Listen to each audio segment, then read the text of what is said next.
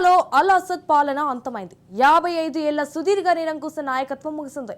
తిరుగుబాటుదారులు Syria రాజధాని Damascus ను సొంతం చేసుకున్నారు.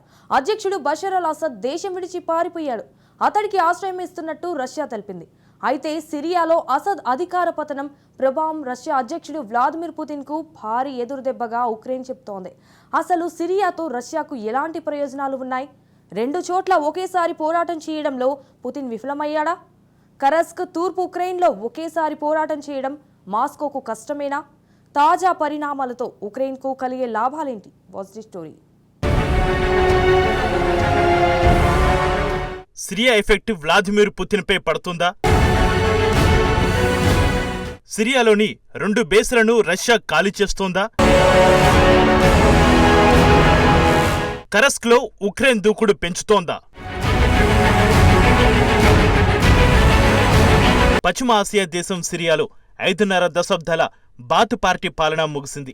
ఈ ముస్లిం కంట్రీలో 13 ఏళ్లుగా తిరుగుబాటు దళాలు చేస్తున్న యుద్ధం ఆదివారంతో తెరపడింది. సిరియా రాజధాని డమాస్కస్ ను స్వాధీనం చేసుకున్నట్టు ఇస్లామిస్ట్ రెబల్ గ్రూప్ ప్రకటించింది. అధ్యక్షుడు బషర్ అల్ అసద్ దేశం విడిచి పారిపోయాడు. అసద్ కు శరణార్థిగా ఆశ్రయం కల్పిస్తున్నట్టు రష్యా తెలిపింది. అయితే 11 రోజుల్లోనే సిరియాను రెబల్స్ స్వాధీనం చేసుకోవడం ప్రపంచాన్ని ఆశ్చర్యపరిచింది. వాస్తవానికి అలెప్పో నగరంపై దాడి జరిగిన తర్వాత కూడా రెబల్స్ సిరియాను స్వాధీనం చేసుకుంటారని ఎవరూ అంచనా వేయలేదు. అలెప్పోపై దాడి తర్వాత అసద్ బలగాలకు రష్యా అండగా దిగుతుందని, రెబల్స్ ను అణచివేస్తారని ఊహించారు.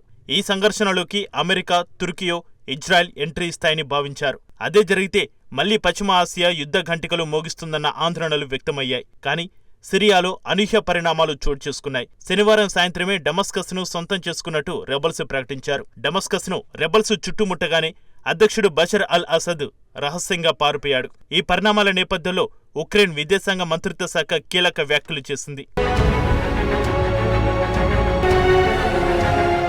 రష్యాకు మిత్రదేశమైన సిరియాను అధ్యక్షుడు పుతిన్ కాపాడడంతో చేతులెత్తేశారని ఉక్రెయిన్ విదేశాంగ శాఖ ప్రతినిధి హియర్హీ టైకీ తెలిపారు. 2 చోట్ల పోరాడడం క్రెమ్లిన్ కు సాధ్యం సిరియా విషయంలో నిరూపించిందని వెల్లడించారు. అయితే సిరియా రెబల్స్ కు ఉక్రెయిన్ సాయం చేసినట్టు వారం రోజుల క్రితం రష్యా ఆరోపించింది. డ్రోన్లు, ఆయుధాలను ఇచ్చినట్టు మాస్కో వెల్లడించింది. సిరియా ఉగ్రవాదులకు కీవ్ మద్దతిస్తుందని ఇరాన్ కూడా ఆరోపించింది. రష్యా ఆరోపణలో నిజం లేదని టైకీ స్పష్టం చేశారు. సిరియాలో పరిణామాలపై ఉక్రెయిన్కు ఎలాంటి సంబంధం లేదని తేల్చి చెప్పారు.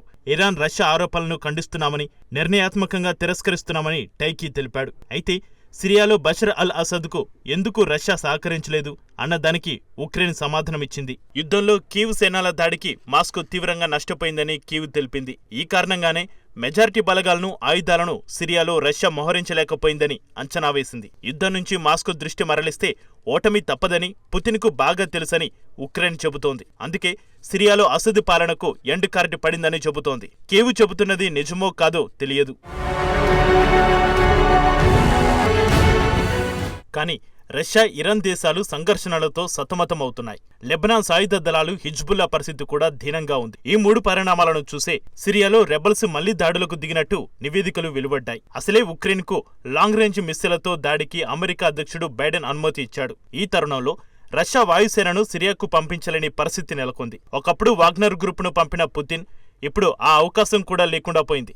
రష్యా తరపున యుద్ధంలో పోరాడేవారు లేక పుతినే సైన్యాన్ని, ఉత్తర కొరియా నుంచి సైన్యాన్ని, ఇతర దేశాల నుంచి ఫైటర్లను రప్పించుకుంటున్నాడు. అలాంటిది సిరియాకు సైన్యాన్ని పంపించడం అంటే పుతిన్ తన గొయ్యిని తానే తవ్వుకున్నట్టే. ఈ విషయం పుతిన్కి కూడా బాగా తెలుసు. అందుకే ఆ సాహసం చేయలేకపోయాడు. 2016లో రష్యా ప్రశాంతంగా ఉంది. అప్పట్లో ఎలాంటి యుద్ధం లేదు. అసద్కు మద్దతుగా క్షేత్రస్థాయిలో పోరాడేందుకు వాగ్నర్ను, గగనతలంలో పోరాడేందుకు వాయుసేనను పంపించాడు. దీంతో సిరియాలో అప్పటి రెబల్స్ పోరాటాన్ని అసద్ బలగాలు సమర్థవంతంగా అడ్డుకోగలిగాయి. కానీ 13 ఏళ్ల తర్వాత రష్యా పరిణామాలను గుర్తించిన సిరియల్ రెబల్స్ ఒక్కసారిగా అలెప్పోపై దాడి చేశారు. అక్కడి నుంచి సిరియాను తమ నియంత్రణలోకి తీసుకున్నారు.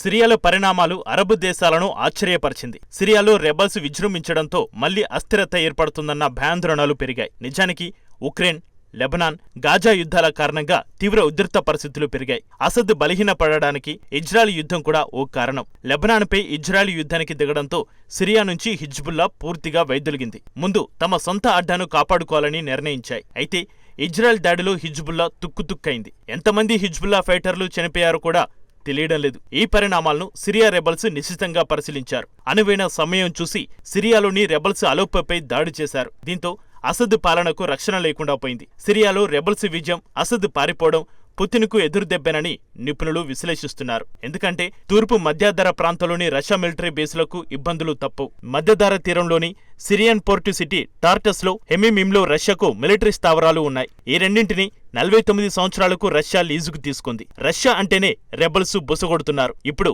ఆ 2 సైనిక బేస్ను మాస్కో ఖాళీ చేయాల్సిన పరిస్థితులు తలెత్తాయి.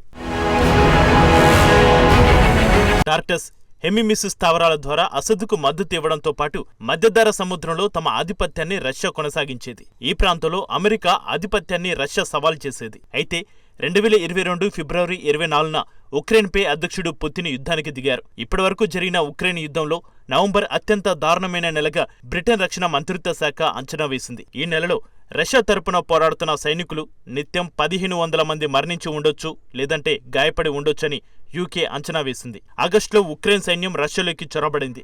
రష్యాకు చెందిన 1300 చదరపు కిలోమీటర్ల భూభాగాన్ని ఉక్రెయిన్ తమ నియంత్రణలోకి తీసుకుంది. అయితే ఇటీవల కొంత మేరకు ఉక్రెయిన్ సైన్యాన్ని మాస్కో బలగాలు వెనక్కి నెట్టాయి. అయితే సిరియాలో రష్యా వెనక్కి తగ్గిన తర్వాత కరస్క్లో ఉక్రెయిన్ దూకుడు పెంచే అవకాశం ఉంది. కరస్క్ తూర్పు ఉక్రెయిన్లో పోరాటం రష్యాకు కష్టమని కీవ్ అంచనా వేస్తోంది. మరోవైపు ఉక్రెయిన్కు మళ్లీ మిలిటరీ సాయాన్ని అమెరికా అందిస్తోంది. ఇప్పుడు కాకపోతే ఆ తర్వాత కుదరదన్నట్టు వాషింగ్టన్ వ్యవహరిస్తోంది. తాజాగా మరో $1 బిలియన్ ఆయుధ ప్యాకేజీని అందించింది. ఈ విషయాన్ని అమెరికా రక్షణ శాఖ మంత్రి లాయిడ్ ఆస్టిన్ 2 రోజుల క్రితం ప్రకటించారు. ట్రంప్ అధికారంలోకి రాకముందే ఏదో ఒకటి తేల్చుకోవాలని ఉక్రెయిన్ కూడా ఆరాటపడుతోంది.